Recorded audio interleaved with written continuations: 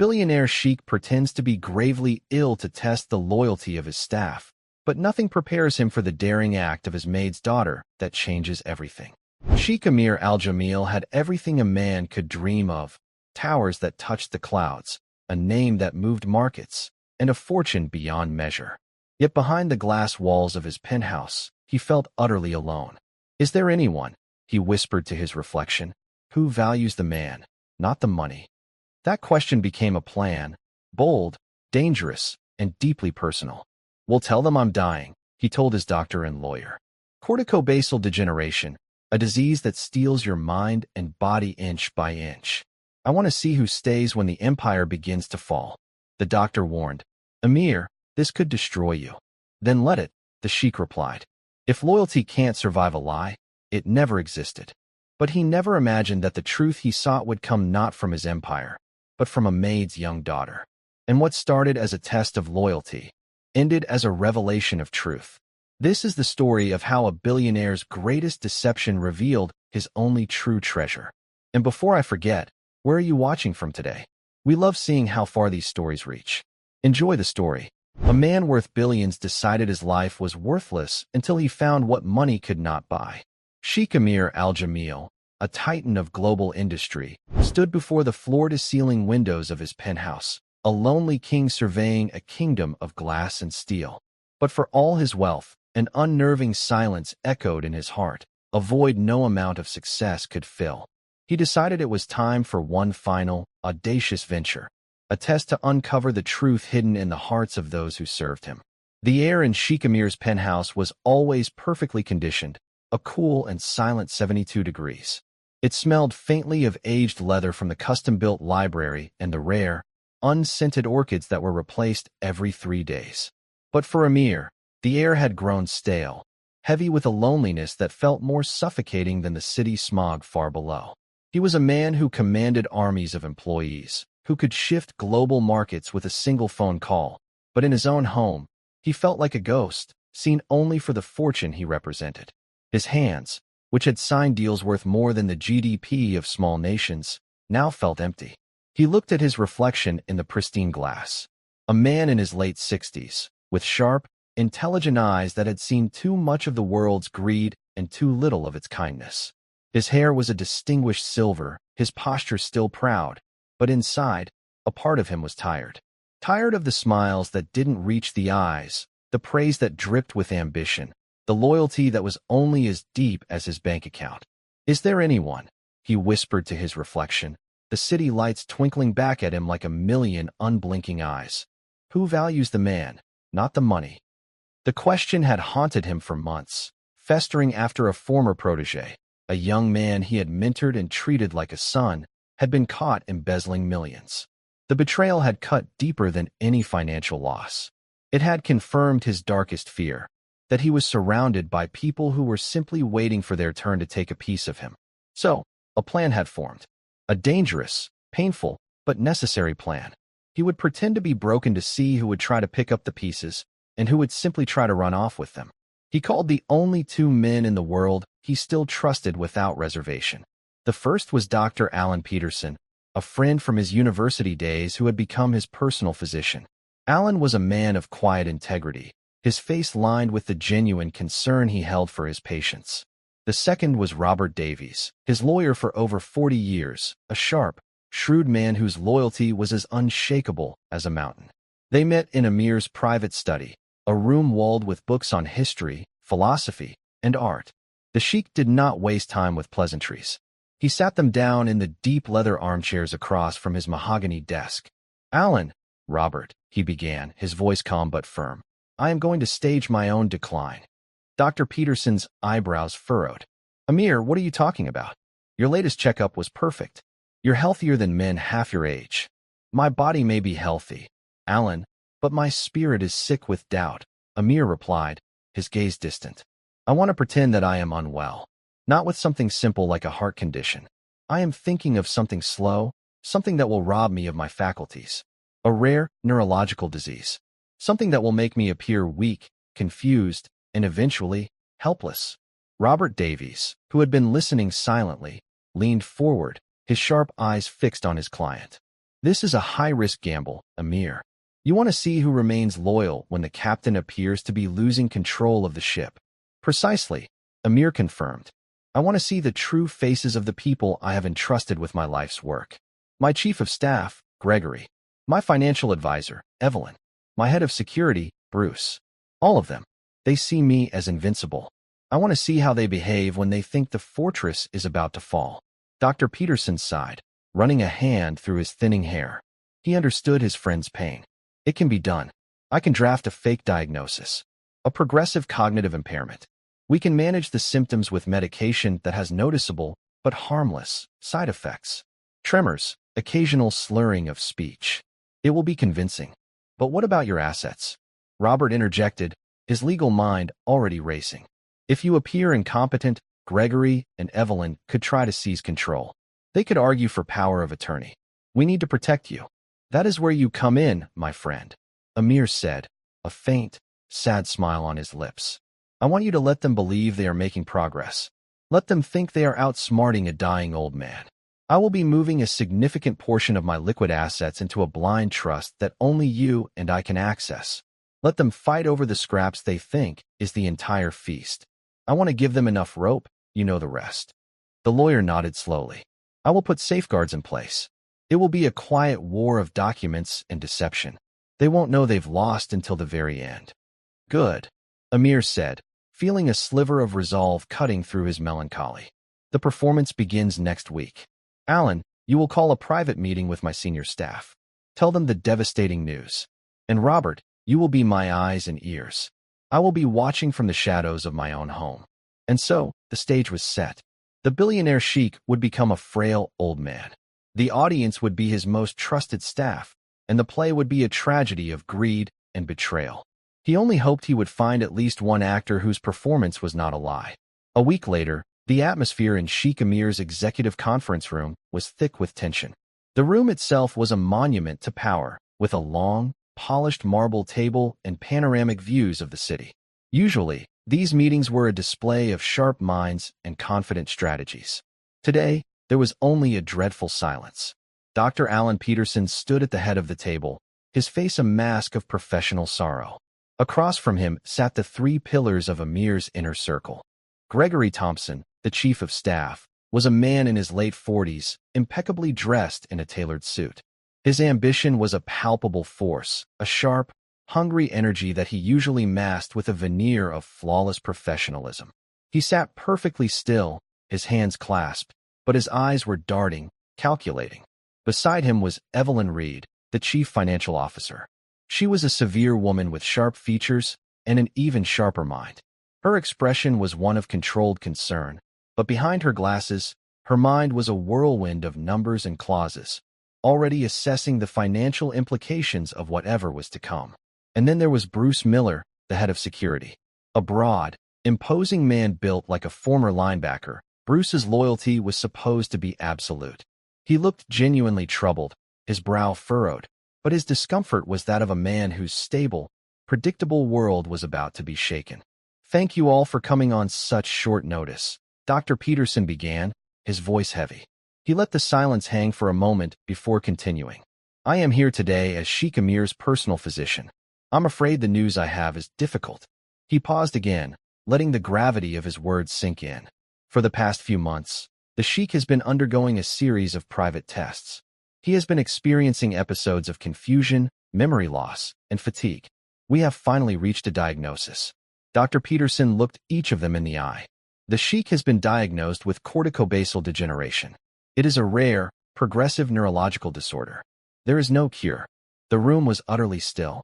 Gregory was the first to speak, his voice a carefully crafted blend of shock and concern. My God, how progressive is it? The progression varies from person to person, Dr. Peterson explained, sticking to the script. But it is inevitable. His cognitive functions will decline. His motor skills will deteriorate. He will have good days and bad days, but the overall trajectory is downward. We can manage the symptoms, but we cannot stop the disease. Evelyn Reed pushed her glasses up her nose. What does this mean for the company? For his ability to lead? She asked, her tone clinical. He will be stepping back from day-to-day operations immediately, the doctor said. He needs to avoid stress.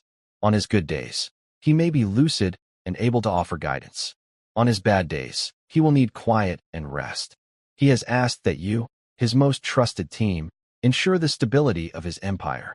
Bruce Miller finally spoke, his gruff voice low. Does he need extra protection? Is he vulnerable? He will be vulnerable in many ways, Dr. Peterson said, looking pointedly at the three of them. He will need your loyalty now more than ever. He is counting on you to protect his legacy. The meeting concluded a few minutes later. The three of them walked out of the conference room, their footsteps echoing in the silent hallway. As soon as they were out of the doctor's earshot, the facade of grief began to crumble.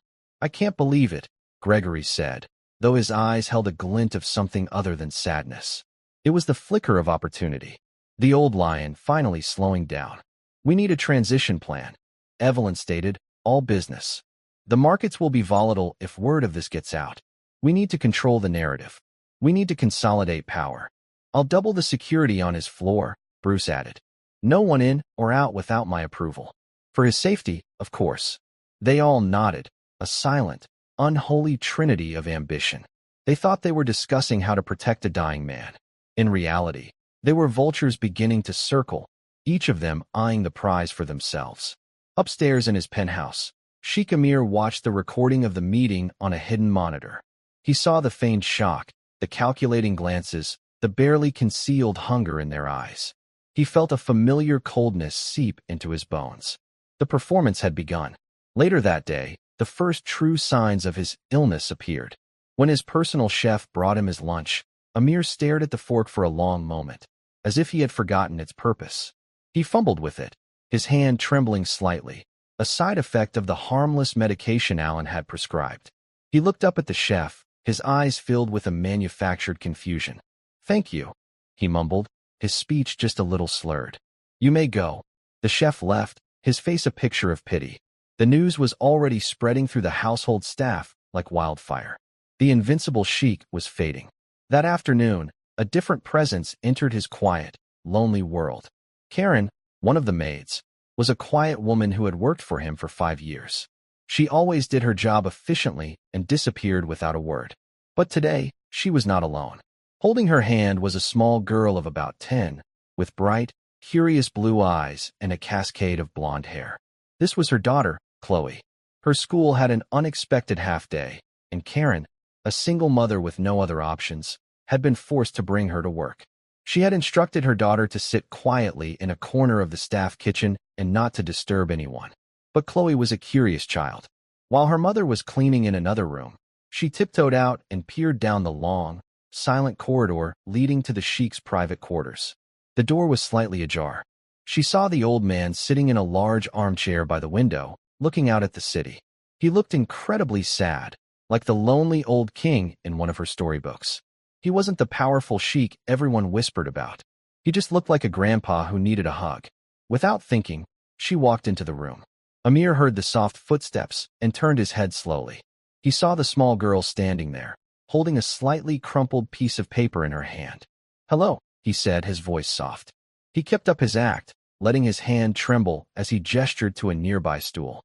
Chloe didn't seem to notice the tremor. She just saw his sad eyes. She walked over and held out the piece of paper. It was a drawing, made with crayons. It showed a big, smiling sun with bright yellow rays.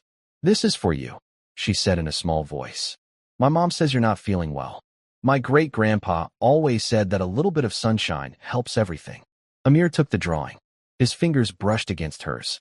For the first time in a very long time, he felt a touch that was not transactional, a gesture that asked for nothing in return. He looked at the simple, childish drawing, and a strange warmth spread through his chest, a feeling more powerful than any deal he had ever closed. Thank you, he whispered, and for the first time, the words were not part of an act. Thank you very much, little one. He didn't know it yet, but the truest part of his test had just begun, and the one person he had never thought to test would be the only one to pass. Days bled into weeks, and Sheikh Emir's grand performance continued. He committed to his role with the same discipline that had built his empire. He would spend hours in his chair, sometimes staring blankly at a wall, other times fumbling with a book as if the words were foreign symbols.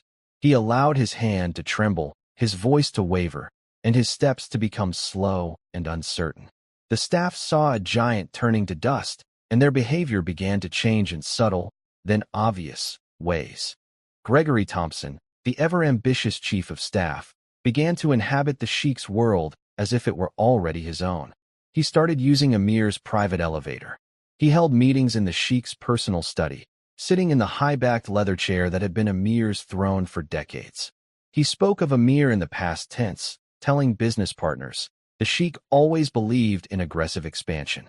I am merely continuing his vision." He saw himself not as a steward, but as the heir apparent.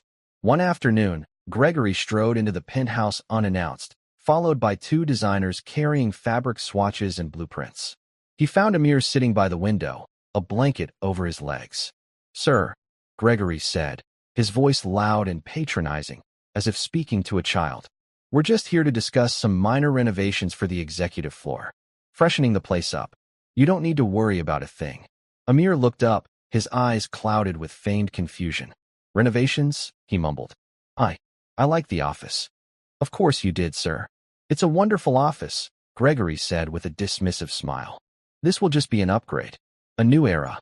He then turned to the designers, completely ignoring Emir, and began pointing at the blueprints. "I want this wall gone. Open concept. More light. A reflection of a more forward-thinking leadership." Emir watched them, a silent storm of anger brewing beneath his placid exterior. He was a ghost in his own home, a living relic whose legacy was being dismantled before his very eyes. Evelyn Reed was more subtle, but far more dangerous. Her weapon was not a sledgehammer, but a fountain pen. She began producing stacks of documents for Emir to sign, describing them as routine quarterly filings or minor trust adjustments for tax efficiency. She would guide his trembling hand to the signature line, her voice a soothing murmur. "Just here, Sheikh Emir. It's all standard procedure to protect your assets," she would say. Emir, with a mind still as sharp as a razor, would pretend to struggle, to not understand. But he saw the truth in the fine print. She was creating new corporate shells, transferring ownership of smaller, non-essential assets into companies where her own relatives were listed as board members. She was carving off pieces of his empire, a death by 1,000 cuts, confident that the befuddled old man would never notice. His lawyer, Robert Davies, was tracking every move, letting her build a cage of evidence around herself. Bruce Miller, the head of security, showed his disloyalty through neglect. The man who was supposed to be a bulldog guarding the gate had become a lazy hound sleeping in the sun. The strict security protocols around the penthouse loosened. Visitors who were once vetted for weeks were now waved through on Gregory's say-so. Bruce began using the company's armored vehicles for weekend fishing trips, justifying it as security route analysis.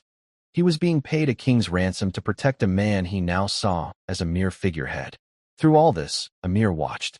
The hidden cameras in his rooms were his silent companions, recording every condescending word, every treacherous signature, every dereliction of duty.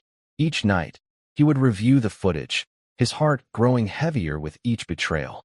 The grand penthouse, once a symbol of his success, now felt like a gilded cage full of serpents. But amidst the venom, there was an antidote. A small, 10-year-old girl with hair the color of sunshine. Chloe continued to visit.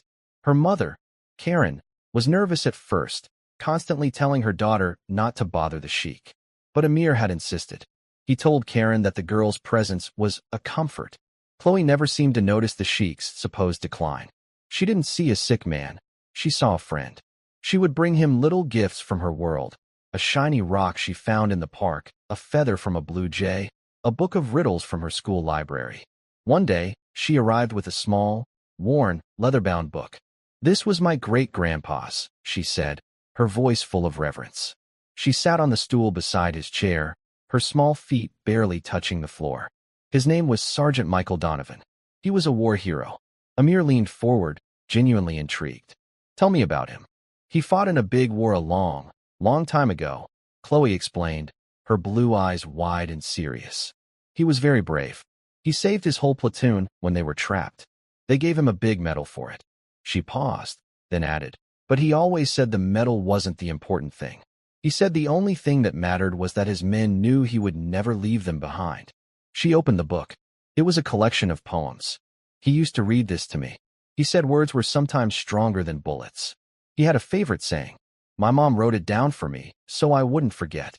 She pulled a small, folded piece of paper from her pocket and read it aloud carefully. Loyalty is the only currency that never loses its value. The words struck Emir with the force of a physical blow. Here was a 10-year-old girl, the descendant of a humble war hero, articulating the very principle he had built his life on, the very thing he now found so painfully absent. He looked from Chloe's earnest face to the city skyline outside. He had amassed a fortune in every currency on earth, but he was bankrupt in the one that truly mattered. From that day on, their bond deepened. Chloe would read to him from her great-grandfather's book of poems. Her clear, young voice filled the silent room, a stark contrast to the whispered conspiracies that took place just outside his door. She didn't want his money. She didn't want his power. She just wanted to share a story with her sad, old friend. One afternoon, as she was reading, Emir's hand began to tremble more violently than usual, an actual side effect of the medication that day. He tried to pick up a glass of water and spilled it down his shirt. He felt a flash of genuine embarrassment. Gregory and Evelyn, who had just entered the room to discuss some urgent paperwork, saw the spill and exchanged a look of pity and disgust. "Oh dear," Evelyn said, her voice dripping with false sympathy. "Let me get one of the staff to clean that up." But before she could move, Chloe put her book down. She ran to the small kitchenette in the suite, grabbed a cloth, and came back. She didn't say a word. She just gently dabbed the water from his shirt, her small face a picture of concentration and care. "It's okay," she whispered, looking up at him with a reassuring smile. "It's just water. It will dry." In that small, simple act of kindness, Sheikh Emir felt a profound shift. Gregory and Evelyn saw a mess to be cleaned up by someone else. Chloe saw a person who needed help. He looked at his two senior executives, standing there with their pens and their plans, their eyes cold and calculating. Then he looked down at the little girl, who was now straightening the blanket on his lap. He had started this test to find the snakes in his garden. He never expected to find a single, beautiful, resilient flower growing in their midst. And he knew, with absolute certainty, that he would do anything to protect it. The moment was a perfect tableau of the battle for Sheikh Emir's soul. On one side stood Gregory and Evelyn, symbols of a world that was cold, transactional, and impatient for him to fade away. On the other, a small child with a cleaning cloth, offering simple, unvarnished kindness without a thought for personal gain. Emir looked at the scene, and for the first time since this charade began, he felt not anger, but a profound sense of clarity. He knew what he was fighting for. It wasn't just his company or his fortune. It was for the idea that loyalty and love, the currency of Sergeant Michael Donovan and his great-granddaughter, still had value in the world. "Thank you, Chloe," Emir said, his voice imbued with a genuine warmth that momentarily startled the two executives. He placed his hand over hers on the cloth. "You have a good heart." Gregory cleared his throat, impatient with the sentimental display. "Sir, if we could just get your signature on these investment authorizations. It's time-sensitive." He slid a sleek leather-bound folder onto the table next to Emir. Emir slowly turned his head, his gaze now carefully vacant again. He stared at the folder as if it were an alien object. "Signing," he repeated, his voice frail. "My hand, it shakes so much today." "Not to worry," Evelyn said, stepping forward with a practiced, predatory grace. She produced a silver pen. "I can help guide your hand, sir. It's just a formality." She reached for his hand, her long, manicured fingers cold against his skin. But before she could close his fingers around the pen, Chloe spoke up. "My great-grandpa said you should never sign anything you haven't read 3 times, she said, not with accusation, but with the simple, unwavering conviction of a child repeating a sacred rule. Evelyn froze. Her head snapped toward Chloe, her eyes narrowing with annoyance. "That's very wise, dear," she said, her voice tight. "But this is grown-up business. The Sheikh trusts us to read things for him." "But it's his name," Chloe insisted quietly. "It's like a promise. My great-grandpa promised to bring his men home, and he did. He said a signature is the same thing." A tense silence filled the room. Gregory shot Evelyn a look that said, "Get this child out of here." Emir, meanwhile, felt a surge of admiration. This little girl, armed only with the wisdom of a long-dead soldier, had thrown a wrench into their carefully laid plans. He slowly pulled his hand back from Evelyn's grasp. "The girl is right," he slurred, letting his head loll slightly to the side. "So much reading makes my head hurt. Tomorrow. We will sign tomorrow." Gregory's jaw clenched, but he could not argue without revealing his true intentions. Forcing a sick man to sign legal documents was a bad look, especially with a witness in the room, even if she was only 10. "Of course, sir," he said, forcing a smile. "As you wish. Your health is what's most important." They retreated, defeated for the moment. As they walked down the hall, their whispers were sharp and angry. "We have to get that brat out of there," Evelyn hissed. "She's a complication." "I'll talk to her mother," Gregory replied, his voice cold. "Remind her of the terms of her employment. This is a place of business, not a daycare." Emir watched them go, then looked down at Chloe, who had returned to her book of poems. He felt a fierce, protective instinct rise within him. They saw her as a complication. He was beginning to see her as his salvation. The next day, Karen, Chloe's mother, approached the sheik, her face pale with worry. She was twisting her hands in her apron, unable to meet his eyes. "Your Excellency," she began, her voice trembling. "I am so sorry for my daughter. She overstepped. Mr. Thompson explained that she is a distraction. I will not bring her again." Emir had been expecting this. He knew Gregory would move quickly to remove the one honest person in the room. He softened his expression, adopting the persona of a lonely old man. "No," he said, his voice a soft plea. "Please. The child, she is a comfort. Her reading, it suits me. The silence in this big place, it is too loud." He let his hand tremble as he reached out to her. "I insist. I will speak to Mr. Thompson myself. I will tell him that I have requested her presence." Karen looked up, her eyes filled with surprise and gratitude. "Truly, sir. Truly," Emir confirmed. "Let her stay. I need a friend." The lie was so close to the truth that it felt real. He didn't need a friend. And this 10-year-old girl was the only one he had. With the sheik's direct order, Gregory and Evelyn had no choice but to tolerate Chloe's presence. But their frustration grew, and with it, their recklessness. They saw the fortunes slipping through their fingers, delayed by the whims of a child and the unpredictable lucidity of a dying man. They decided they needed to accelerate their plan. They needed to secure power of attorney, the key that would unlock the entire kingdom. Robert Davies, the lawyer, had prepared for this. He had drafted a document that, on the surface, appeared to grant Gregory and Evelyn sweeping control over Emir's assets. But buried deep within the legalese was a self-destruct clause. The power of attorney would only become active upon the signature of a 3-person medical panel, and one of those doctors was a trusted ally of Robert's who would never sign. It was a Trojan horse, designed to look like a gift, but destined to seal their doom. The conspirators took the bait. Evelyn spent 2 days simplifying the document, presenting it to Emir as a way to reduce his burdens. "This just allows Gregory and me to handle the day-to-day financial matters, sir," she explained, her voice as smooth as honey. "It's a temporary measure, only while you're not feeling your best. It protects you." They chose a day when Emir seemed particularly weak. Dr. Peterson had adjusted his medication to make the side effects, the tremors and the slurred speech, more pronounced. They found him in the library, staring out the window, looking frail and lost. Chloe was not there yet. Her mother had taken her to a dental appointment. It was the perfect opportunity. "Sir," Gregory said, placing the document and a pen on the table in front of him. "Evelyn has prepared the protective paperwork we discussed. It's ready for your signature." Emir stared at the paper. He squinted, pretending the words were a blur.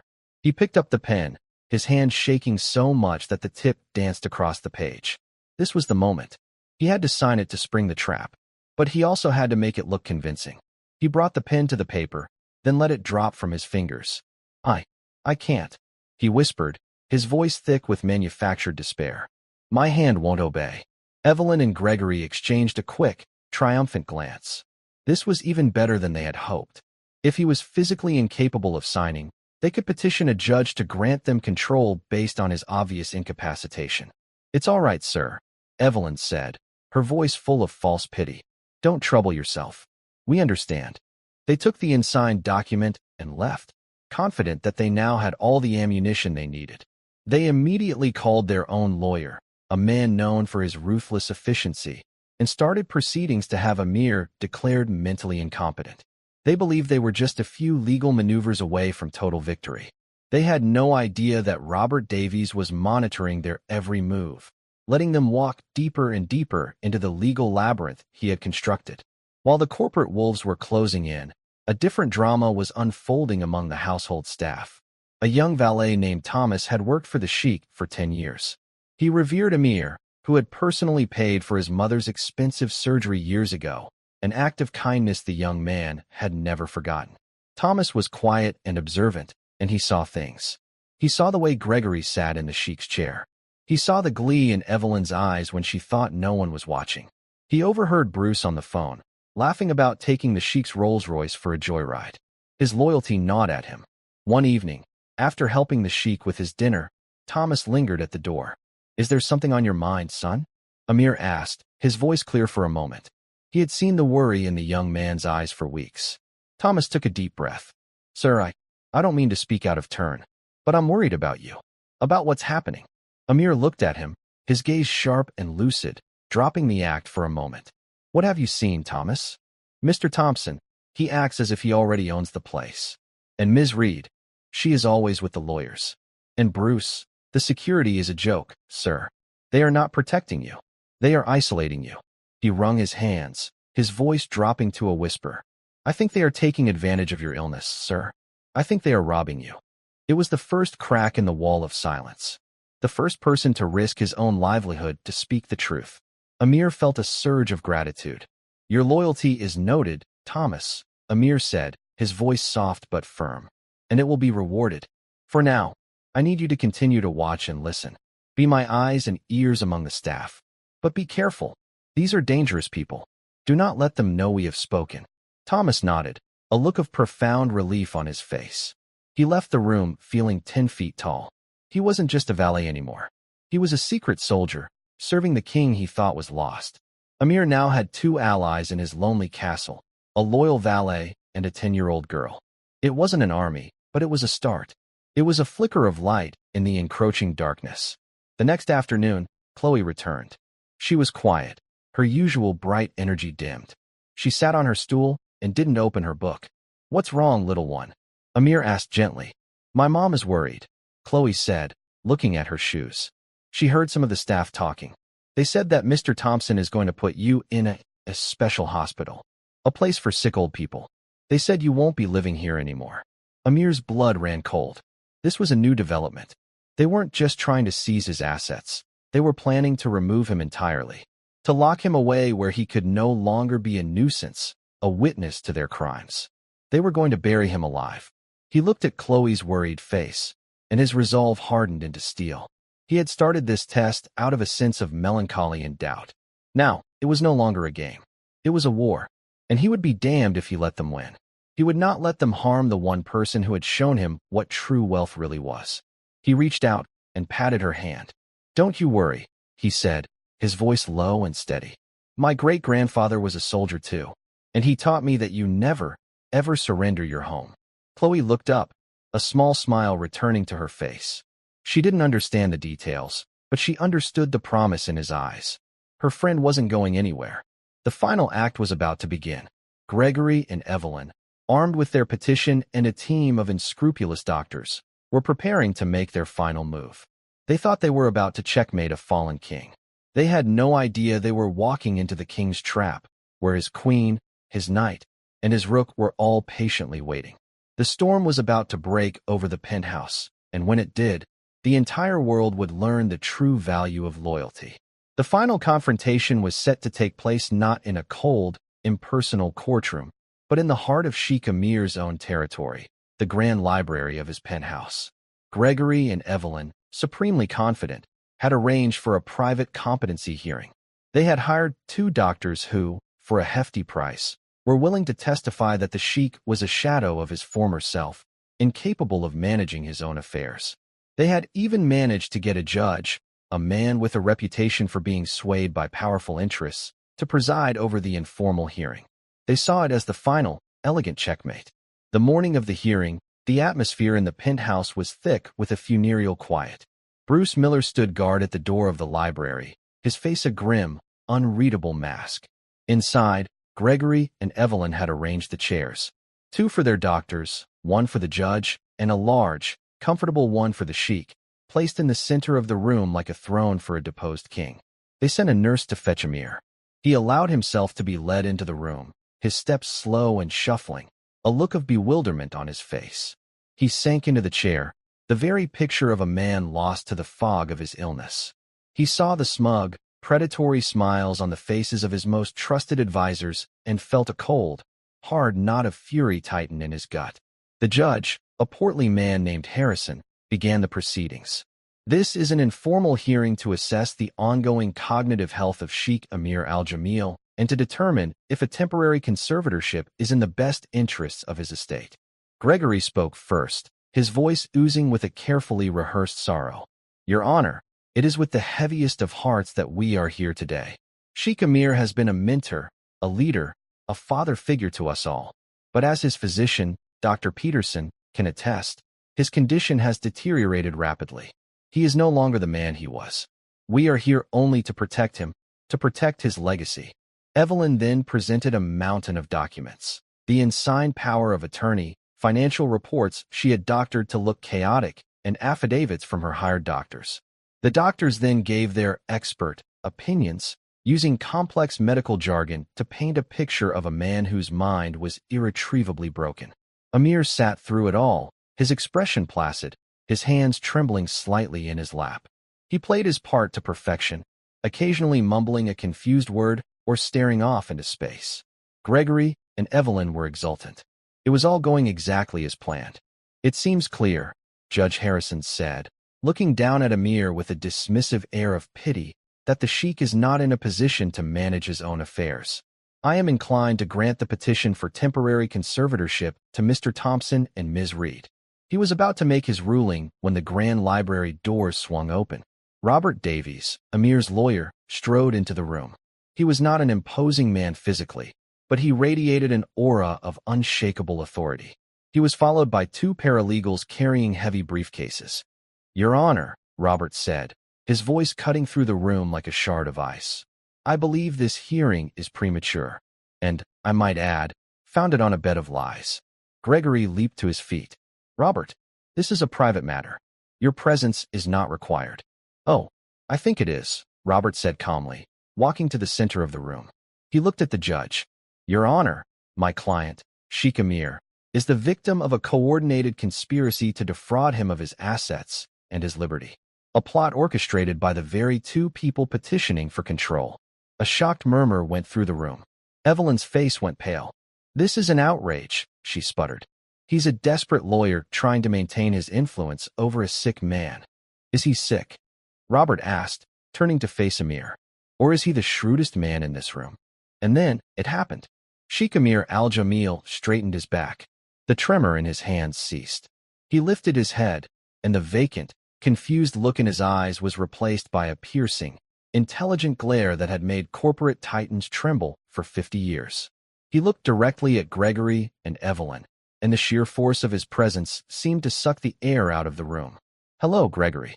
Evelyn, he said, his voice no longer slurred or weak, but a deep, resonant baritone that echoed with power. Surprised to see me? The transformation was so sudden, so total, that for a moment, everyone was stunned into silence. The two hired doctors looked at each other in panic. Judge Harrison's jaw dropped. Gregory and Evelyn looked as if they had seen a ghost, a very angry, very articulate ghost. But, your illness. Dr. Peterson, Gregory stammered, his mind reeling. Dr. Peterson is an old and loyal friend who helped me stage a performance. Emir explained, rising slowly from his chair. He was no longer a frail old man. He was a king reclaiming his throne, a performance designed to reveal the true nature of the people around me. And you too, you have exceeded my darkest expectations. Robert Davies stepped forward and placed a laptop on the table, connecting it to a large screen on the wall. Your Honor, we have evidence. For the next hour, they watched in stunned silence. Hidden camera footage showed Gregory in the Sheikh's office, boasting to designers about his new era of leadership. It showed Evelyn guiding Emir's hand to sign documents. whispering soothing lies about their content.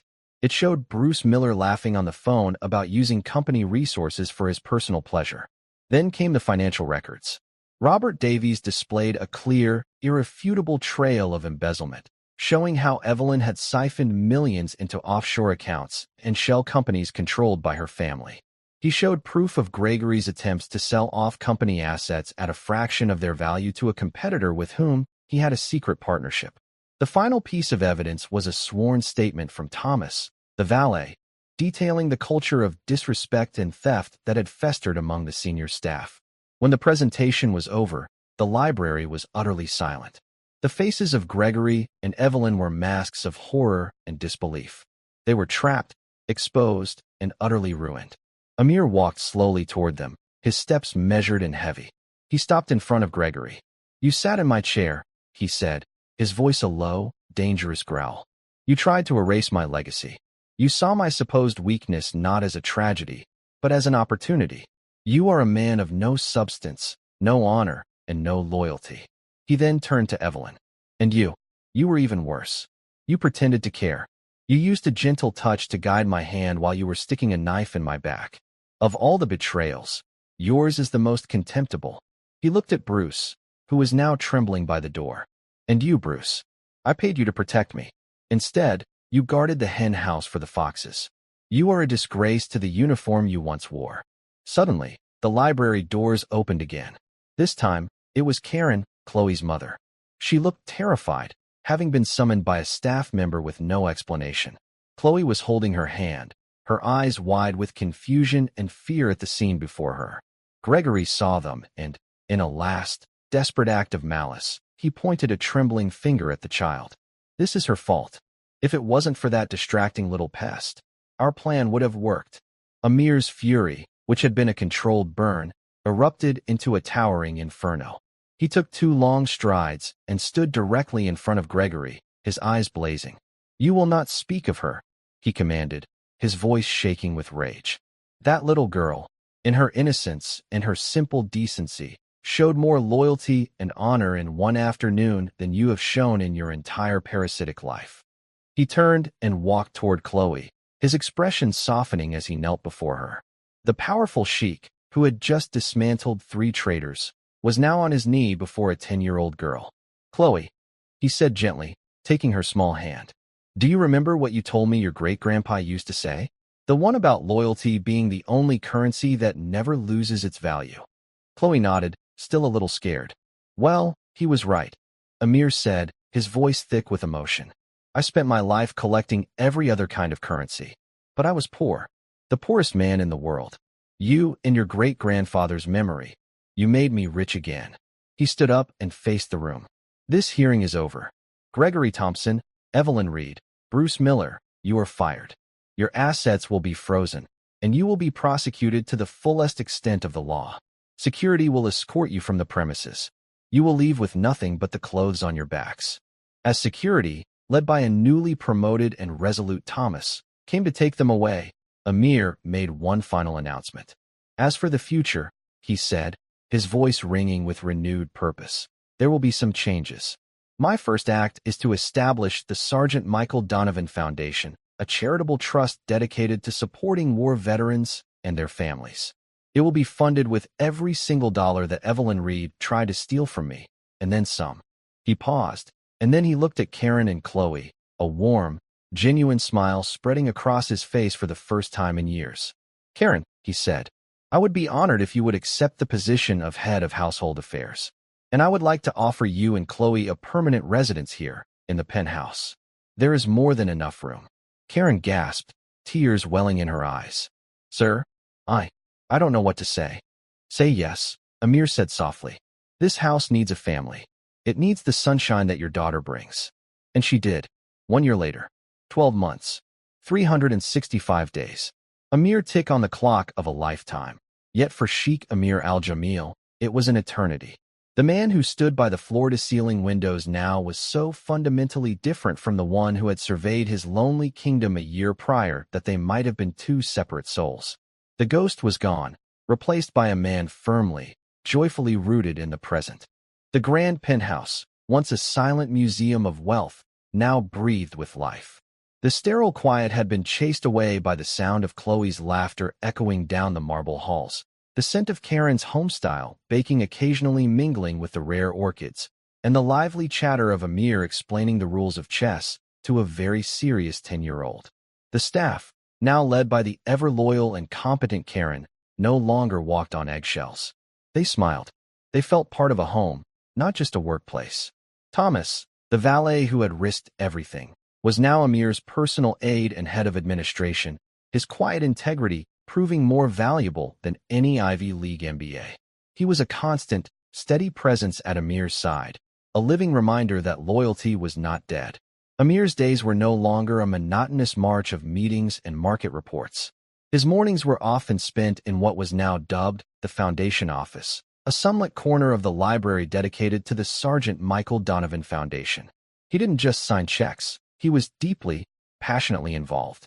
He read the grant applications himself, his eyes welling up as he learned of the struggles and triumphs of the men and women who had served their country.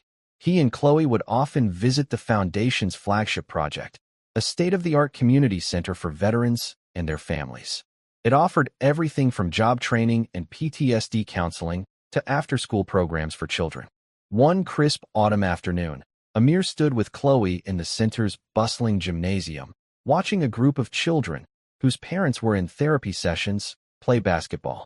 A veteran in a wheelchair, a man who had lost both legs in a conflict a decade ago, was coaching them, his face alight with purpose. He caught Emir's eye and gave him a grateful nod. In that single, silent gesture, Emir felt a sense of accomplishment more profound than any billion-dollar merger. He leaned down to Chloe, who was watching with wide, admiring eyes. "You see, little one," he whispered. "Your great-grandfather is still saving his platoon. His legacy isn't in a medal stored in a dusty box. It's here, in this room, in their lives." Chloe had blossomed in her new environment. Freed from the constant worry of her mother's financial struggles, her natural intelligence and curiosity flourished.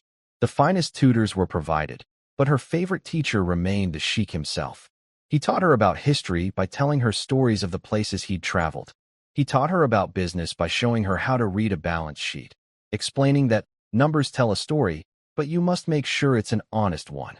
But most of all, they were simply friends. They built elaborate Lego castles on the Persian rugs, held movie marathons with too much popcorn, and had long, rambling conversations about everything from astrophysics to whether squirrels remembered where they buried all their nuts. She had given him the gift of a second childhood, a chance to experience the simple joys his relentless ambition had denied him the first time around. As for the architects of his near ruin, their fall was as swift as it was absolute. The evidence Robert Davies had compiled was irrefutable. Gregory Thompson and Evelyn Reed were convicted of fraud, embezzlement, and a host of other white-collar crimes. The judge, Harrison, having been publicly embarrassed and investigated for his own questionable conduct, made an example of them. They were sentenced to decades in federal prison. Stripped of their ill-gotten gains, their names became a cautionary tale in the business world, a permanent stain of disgrace. Bruce Miller, convicted on lesser charges of theft and dereliction of duty, received a shorter sentence, but emerged a broken man, his reputation and career shattered forever. They had gambled everything for a fortune and lost, only to discover in the stark emptiness of a prison cell that they had forfeited the one thing they could never get back, their honor. The company, Al-Jamil Global, thrived under its new leadership. With Thomas ensuring the Sheikh's new ethical mandate was implemented at every level, and a new, carefully vetted executive team, the corporate culture was transformed. Innovation flourished, employee morale soared, and profits reached record highs. The business world watched in amazement as the old lion, once thought to be fading, came roaring back, stronger and more respected than ever. One evening, exactly a year after the hearing, Emir and Chloe stood by the same floor-to-ceiling window where the story had begun. The city lights twinkled below, the same unblinking eyes. But they were no longer a cold, lonely audience. They were a beautiful backdrop to a scene of quiet contentment. Chloe's latest drawing, a picture of a smiling old man and a little girl holding hands next to a large, friendly-looking lion, was taped to the glass. "What are you thinking about, Emir?" Chloe asked, her head resting against his side. Emir looked down at her, his heart full. He remembered the desperate, lonely man who had stood in this very spot, a man so impoverished in spirit that he had to stage a desperate play to find a single shred of truth. He had been looking for snakes, and he had found them. But he had also found an angel. "I was thinking," he said, his voice soft, "about a very foolish old king who thought his treasure was made of gold and paper." He gently squeezed her shoulder. "And I was thinking about the wise little girl who came and showed him that a real treasure is something you can hold in your heart." He pointed to the drawing. "That is my most valuable asset now." He had set out to test the world and had ended up rediscovering himself. He learned that a life's true measure is not in the billions you accumulate, but in the love you inspire and the loyalty you earn. He had pretended to be sick to see who would stay, and in the end, the unwavering faith of a child with a hero's blood in her veins had not just changed his life, it had saved it. The billionaire sheik was finally, truly, the wealthiest man in the world. And that's where we'll end the story for now. Whenever I share one of these, I hope it gives you a chance to step out of the everyday and just drift for a bit. I'd love to know what you were doing while listening. Maybe relaxing after work, on a late-night drive, or just winding down. Drop a line in the comments. I really do read them all. And if you want to make sure we cross paths again, hitting like and subscribing makes a huge difference. We are always trying to improve our stories, so feel free to also drop your feedback in the comments section below. Thanks for spending this time with me.